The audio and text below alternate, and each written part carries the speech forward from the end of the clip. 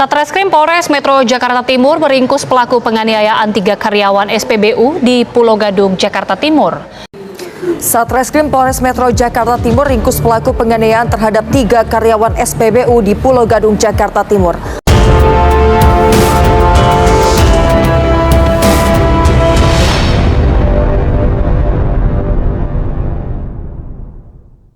Selamat datang kembali di channel ini. Pemirsa, sebuah peristiwa mengejutkan kembali menggemparkan publik ibu kota. Video viral yang beredar di media sosial menunjukkan sebuah insiden penganiayaan yang terjadi di sebuah stasiun pengisian bahan bakar umum di kawasan Cipinang, Jakarta Timur, yang memperlihatkan seorang pria tiba-tiba melakukan kekerasan kepada petugas SPBU yang sedang menjalankan tugasnya. Peristiwa yang sempat menjadi perbincangan hangat ini kini telah ditindaklanjuti oleh aparat kepolisian dengan penetapan tersangka dan berbagai fakta mengejutkan lainnya. Kejadian bermula pada Minggu malam sekitar pukul 22 WIB di sebuah SPBU di Kelurahan Cipinang, Pulau Gadung, Jakarta Timur. Seorang pria yang saat itu mengemudikan sebuah mobil Toyota Velvire hitam tiba-tiba terlibat percekcokan dengan petugas SPBU. Penyebabnya sepele. Mobil yang digunakan tidak bisa mengisi BBM bersubsidi jenis Pertalite karena hasil pemindaian barcode tidak sesuai dengan nomor polisi kendaraan yang terdaftar. Petugas SPBU yang menjalankan aturan tersebut menolak permintaan pengisian bahan bakar dan mencoba menjelaskan kepada pengemudi tersebut.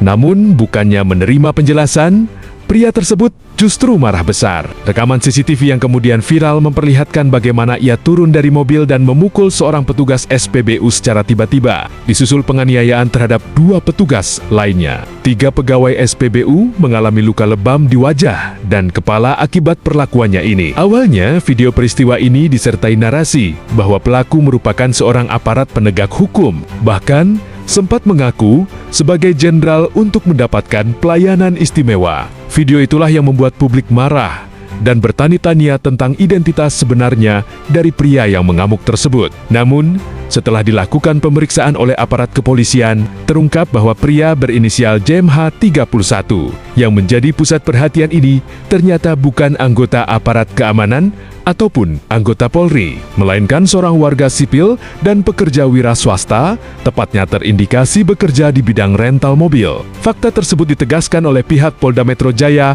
melalui Kabid Humasnya.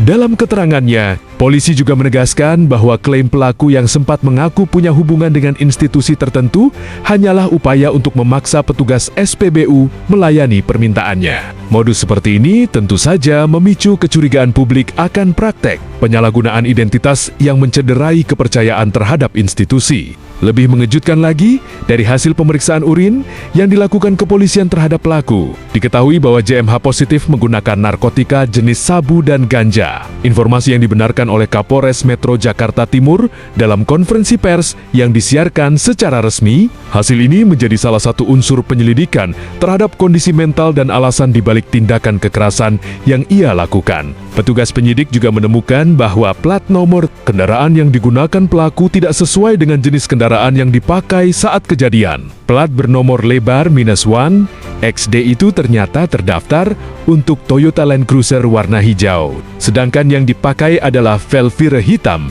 sebuah indikasi pelanggaran tambahan yang turut memperberat posisi hukum pelaku.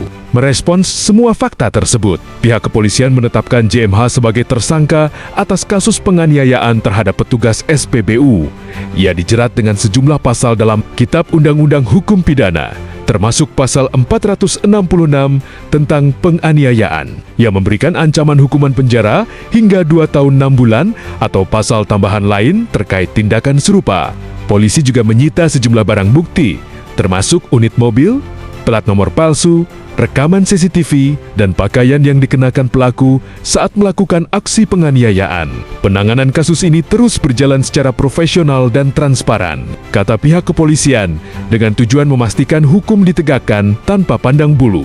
Kasus ini tidak hanya menarik perhatian publik karena aksi kekerasan yang terekam, tetapi juga karena hal-hal yang menyelimutinya, seperti klaim identitas yang tidak benar, penggunaan plat nomor palsu, hingga indikasi penggunaan narkoba. Kondisi ini membuat mantan tokoh pengawasan kepolisian mengingatkan bahwa penyalahgunaan simbol otoritas walaupun oleh warga sipil dapat merusak citra institusi penegak hukum di mata masyarakat. Publik pun turut menyerukan agar setiap individu menghormati aturan dan prosedur yang berlaku, terutama saat berinteraksi dengan petugas pelayanan publik yang sedang menjalankan tugasnya demi keamanan dan ketertiban bersama. Demikian laporan lengkap tentang insiden penganiayaan yang terjadi di SPBU Cipinang, Jakarta Timur. Sebuah peristiwa yang awalnya tampak sepele, namun berkembang menjadi viral dan berimplikasi hukum serius. Pihak kepolisian menegaskan bahwa tindakan kekerasan terhadap petugas yang sedang bekerja tidak dapat dibenarkan dalam bentuk apapun, dan setiap penyalahgunaan identitas akan ditindak tegas sesuai hukum yang berlaku. Bagaimana menurut Anda? Sampaikan pandangan Anda di kolom komentar. Terima kasih telah menyaksikan. Jangan lupa like, share, dan subscribe. Tetap bersama kami untuk terus mendapatkan update berita terkini yang hangat dan terpercaya. Sampai jumpa di laporan berikutnya.